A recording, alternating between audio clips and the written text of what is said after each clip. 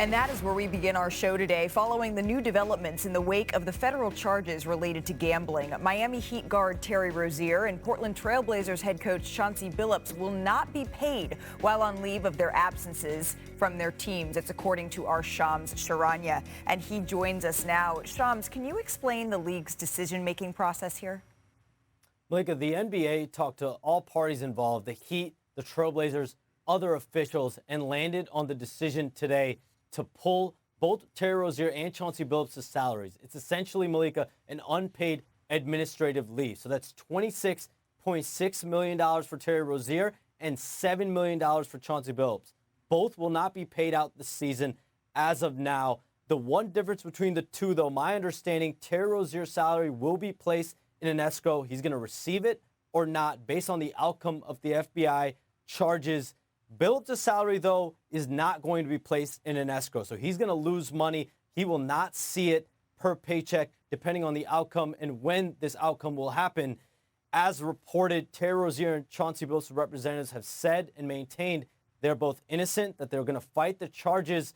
I'm told this process could take, at minimum, 6 to 12 months. Okay, so Terry Rozier, his salary will be placed in an escrow pending whatever happens with this case and this investigation. Chauncey Billups, a little bit of a different story here. Shams, thank you so very much for your reporting. You've mentioned how this unfolded over the last, at least publicly, week. So let's just take some stock here. On October 24th, Billups, Rozier, and Damon Jones, they were released on bond with conditions including forfeiting their passports. So what's next, you might ask? Well, on November 24th, that is when Billups will appear in the Eastern District Court in New York. And on December 8th, Rozier will appear in federal court in Brooklyn, New York. So ESPN sports betting reporter David Purdum joins us now. David, Rozier, let's talk about him a little bit, because Shams just reported that he will not be paid while this investigation is ongoing. And yesterday, you reported on some financial issues that may potentially have these allegations be seen in a new light. Can you explain what we're seeing here?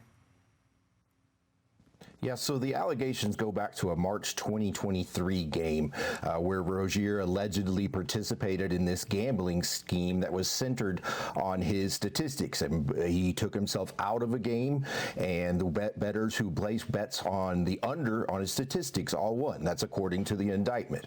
Well, 8 months after that game, in November of 2023, the IRS filed an $8.2 million lien against Rozier. The lien stemmed from his 2021 tax filings. Now, his attorney has said that his client only owed around $9,000 from the lien, and that they had settled that debt.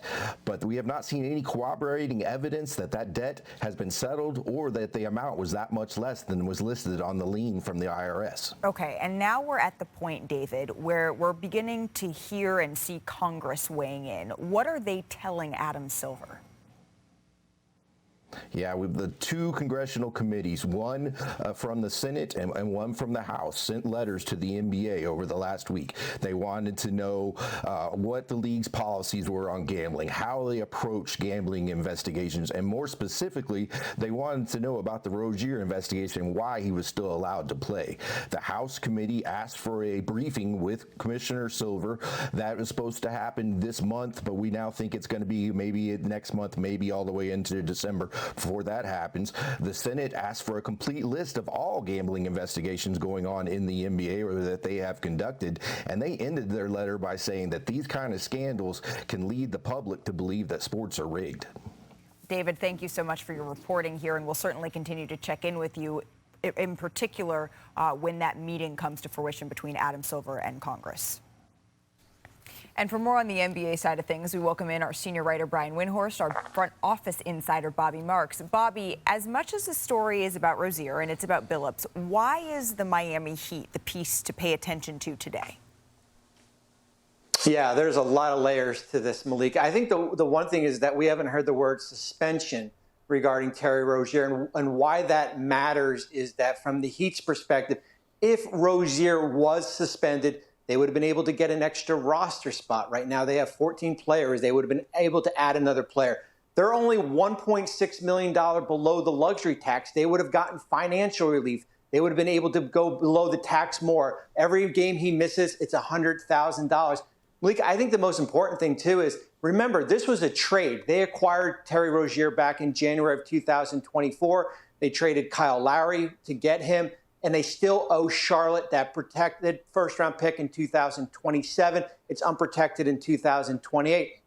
You talk to teams throughout the league, either today and yesterday. The question that comes up when you talk to teams is, if the NBA was investigating Rozier, and even if they figured there was no wrongdoing, why wasn't the Miami Heat notified that he was under an investigation here? So we're looking at a triple whammy for Miami when you look at it from financially, from a roster, and certainly that draft pick implications that they still owe Charlotte. It's actually, Bobby, a quadruple whammy. Those three things that you described, but also the Heat cannot trade Terry Rozier. In this particular situation, I don't believe the league would allow it, and another team would not want to bring him onto their roster.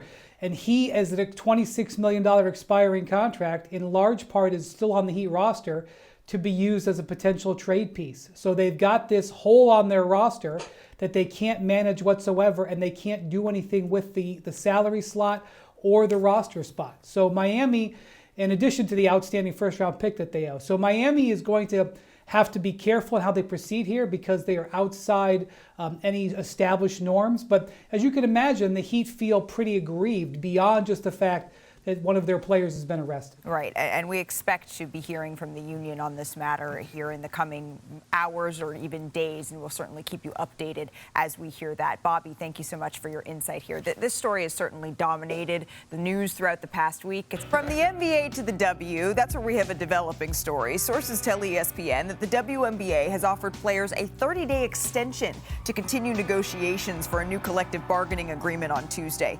This comes as the current CBA expires this Friday, so both sides agreed to a 60-day extension during the last round of CBA negotiations in 2019 before the new deal was signed in January of 2020. So for more, we welcome in our WNBA insider, Alexa Phillppou. Alexa, what more can you tell us about where these negotiations stand now? Yeah, Malika, well, as you said, the CBA as it currently stands does expire Friday, but there's little indication that there will be a deal determined by then. Now, we know NBA Commissioner Adam Silver, he has said that the players can expect big salary increases. But the way that things have been going in negotiations, there's been two major sticking points, and that's been the actual salary system that would be agreed upon and also a revenue share model. So the players have said that they want a salary system that grows as the business grows, and so far the league has not offered that in favor of a fixed model. Now the league has said that the players have yet to propose an actual viable economic model. So what does that actually mean for this week? Well, we know both sides are at the bargaining table today. They have the ability to continue to meet through Friday. Now, even if that 30-day extension that the league offered the players is not agreed upon, they could still continue negotiations. However, it would potentially open the door for a work stoppage, either a strike initiated by players or a lockout initiated by the owners. Now, a source close to the players said that they would consider that 30-day extension under the right circumstances, but they do not feel like those circumstances right now exist. But I've talked with a lot of other people around the league that do feel like this will ultimately end in that extension being agreed upon by Friday, and that both sides would continue to negotiate. All right, so that 30-day extension is what is on the table, and between now and Friday, there's essentially 2 days that the players have to come and say, yes, they want to agree to this and continue these negotiations without a work stoppage. This is complicated. I appreciate you breaking that down and making it so simple for everyone to understand. Alexa, thank you. We will continue to check in with you on Friday, as that is the next sort of deadline in this saga.